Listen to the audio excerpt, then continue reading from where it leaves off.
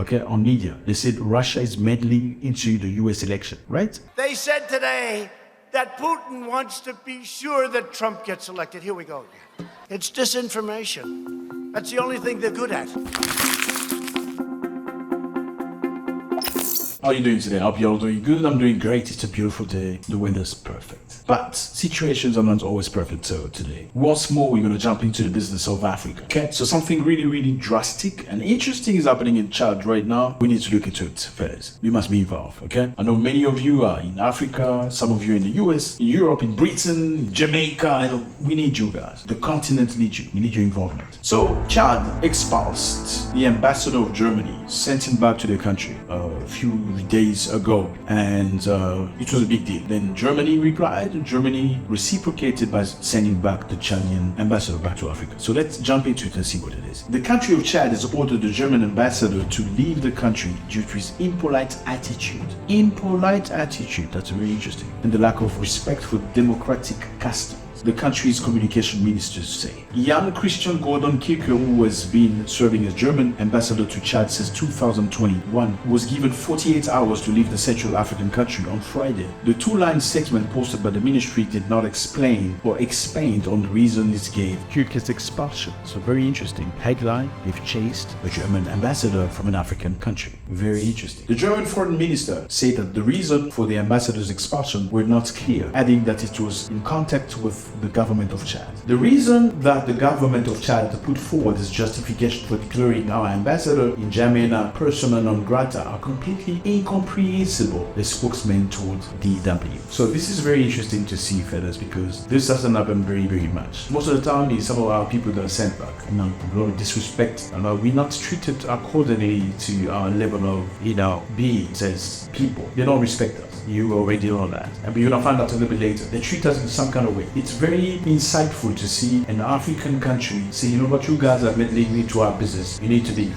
You're not respecting diplomatic tradition. You need to leave. I mean, when an ambassador goes to a country, what does he go to do? He goes for diplomatic reasons, right? He goes against to make sure his countrymen are looked after in this whatever foreign country. He's not there to meddle into other people's business. That is not the reason why he's there. A source in Chad government told the French news embassy AFP that Kirker was seen interfering too much and making divisive remarks. Interfering too much and making divisive remarks. He had been warned on several occasions, the source said. So this is not the first time. They've been put forward. They've told him many times, do not do this, do not get involved with local things. Just do your job. Just be an ambassador. This is not your country, okay? We like you and all that stuff. We want you here and all that stuff, but just don't get involved with things. This is not for you to touch. But he didn't listen. Now they've took measures. The country has been, this is not bad talking. The country has been ruled by transitional military government, headed by President Mohamed Idris Deby since April 2021. It had initially promised to hand over the power by October last year, but has since extended the deadline for another 2 years. Oh, so now that's the reason. Okay, the German embassy joined others such as France, Spain, and the Netherlands in expressing concern over the delayed return to democracy. Okay, this is your country? It's not your country. I mean, let's think about this, okay? A few years back, Trump versus Biden. A lot of people say that Donald Trump actually won the election. That's not what I'm saying. That's what a lot of people say, right? Then there was a bit of an involvement of Russia.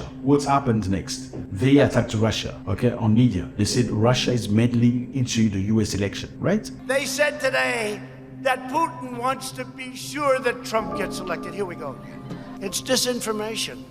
That's the only thing they're good at. So meddling into other people's business is not a good thing, diplomatically. Are we agreeing? So if that's valid for Russia and other countries and the US, why is it not valid for Chad, an African nation? They should apply the same respect, right? The same level of respect. As much as you don't want anybody to meddle into your local story, your local whatever it is, you shouldn't do it in other people's country. I mean, Chadians can make their own decisions if they decide to extend whatever transition for another 2 years. Especially when you've been told several times, don't get involved with local things. Just do your job. Issue visa. Actually, you don't even get visas. They don't even give African visas. Why do you want to get involved? I mean, this is not the first time. Many times we see situations like this happen. Now, Germany has retaliated on Tuesday against what is called an unfounded expulsion of our ambassador. Chad's ambassador in Berlin, Mariam Hadi Musa, was summoned by the foreign ministry and given 48 hours, man. How do you give 48 hours to a lady? Come on, and you know what? To leave Germany, that is not nice at all.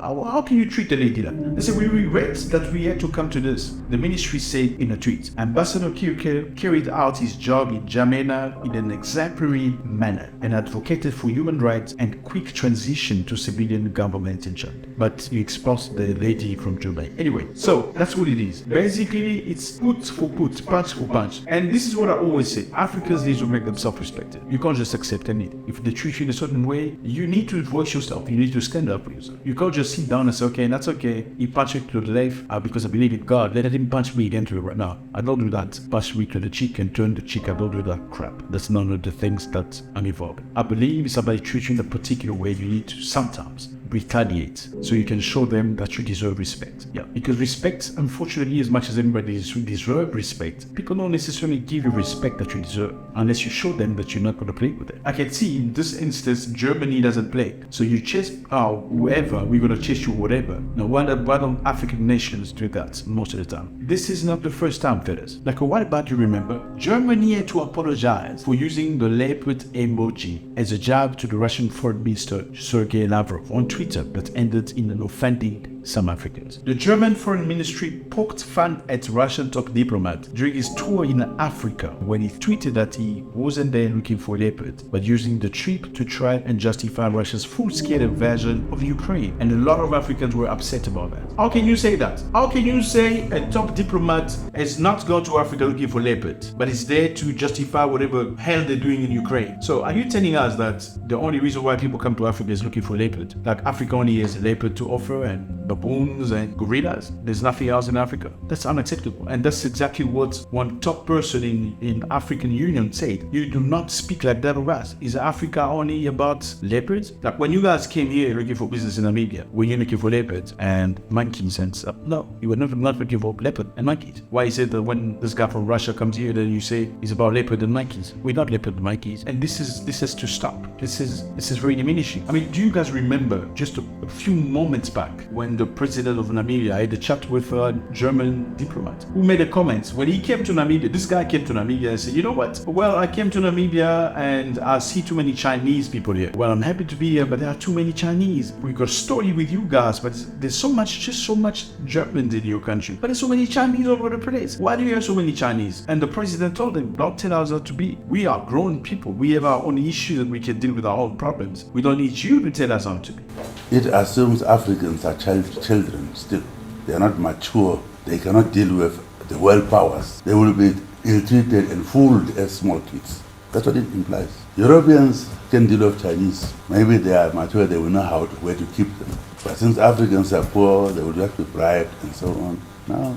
And I think this has to go a long way. The respect has to be enforced. I don't care whether the president who is in power in Chad right now should be there or not, or the transition should be done immediately or not. But that is not your business. It's for Chadian people to decide. It's for Chadian people to talk. It's not for a German ambassador to come and speak, because Chadians don't mingle and meddle into Germany's business. They don't do that. They respect Germany. And I think Chadians, as much as other Africans, deserve the same level of respect, reciprocity. As much as you use reciprocity to expulse the Chadian ambassador, use the same level of reciprocity when it comes to respect. God bless.